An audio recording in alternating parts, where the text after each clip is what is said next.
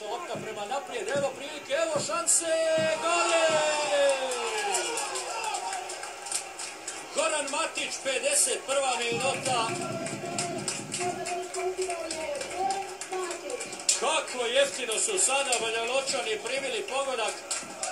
Hvalio sam stoperski dvojac, ali onda početnička pogreška i to je to neiskustvo tih mladića. Koliko je samo lopta putovala praktično sa Veležove polovice. Evo sada ćemo to vidjeti.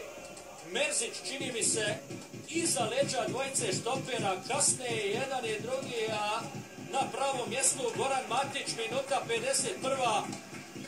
Velež vodi protiv borca, ali mora se priznati da je Goran Matić sve odradio majstorski. Iz ovog ugla ćemo to mislim lijepo vidjeti. Pogledajte, prvi dodir loptom, podigao glavu, vidio gdje se nalazi Branislav Ružić, kačeo suprotni ugao i pogodio za vodstvo Veleža.